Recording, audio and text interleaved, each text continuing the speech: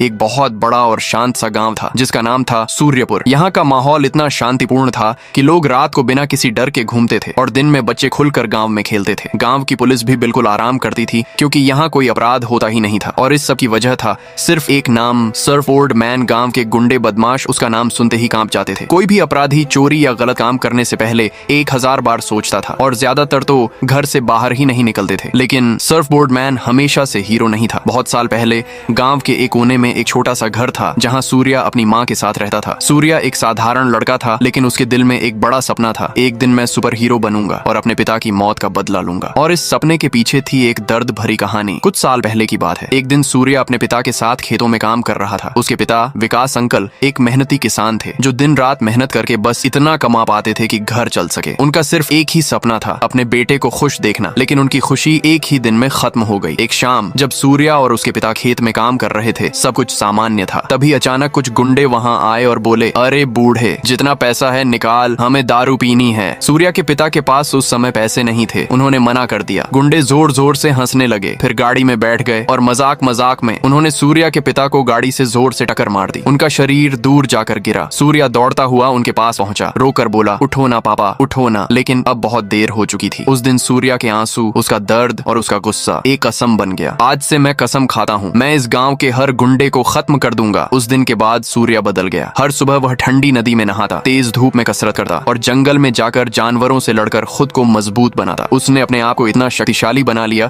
कि लोग उसे पहचान ही नहीं पाते थे। साल बीत गए और सूर्या एक जवान और बेहद ताकतवर लड़का बन गया। एक दिन जब सूर्या कसरत कर रहा था, अचानक उसके शरीर से तेज रोशनी निकलने लगी, हवा तेज चलने लगी, जमीन हिलने लगी और उस पल सूर्या बन गया सर्फबोर्ड मैन। अब उसके पास सुपर पावर थी, हवा में उड़ना, बिजली जैसी तेज दौड़ना और अब उसका एक ही मकसद था, गांव के सारे गुंडों को खत्म करना और अपने पिता की मौत का बदला लेना। फिर एक रात गांव के सारे गुंडे एक जगह इकट्ठा हुए थे। वो फिर से गांव में डर फैलाने का प्लान बना रहे थे। तभी आसमान से तेज रोशनी उनकी तरफ आती दिखी। सबने ऊपर देखा। वो और कोई नहीं, सर्फबोर्ड मैन था। एक तरफ बहुत सारे गुंडे और दूसरी तरफ अकेला सर्फबोर्ड मैन। गुंडे हंसकर बोले, तेरे बाप की तरह तुझे भी ऊपर पहुंचा देंगे। लेकिन सर्फबोर्ड मैन नहीं डरा। उसने गुस्से में कहा, तू क्या मुझे मारेगा कमीने? आज तेरा खेल खत्म। और फिर उसने एक एक करके सबको हरा दिया। जो बच गए उन्होंने कभी दोबारा अपराध न करने की कसम खा ली। अगले दिन गांव में फिर से शांति थी, लेकिन इस बार डर की वजह से नहीं, इंसाफ की वजह से। सूर्या अपनी माँ के पास वापस आया और आसमान की तरफ देखकर धीरे से बोला, पापा, मैंने बदला नहीं, आपका सपना पूरा किया है। और तब से सर्फबोर्ड मैन सिर्फ एक हीरो नहीं, गांव की उम्मीद बन गया। और उस दिन से जब भी कहीं चोरी या कोई समस्या होती, लोग डरते नहीं थे बल्कि मुस्कुरा देते थे, क्योंकि उन्हें पता था सर्फबोर्ड मैन आ चुका है और अब दुश्मन खत्म।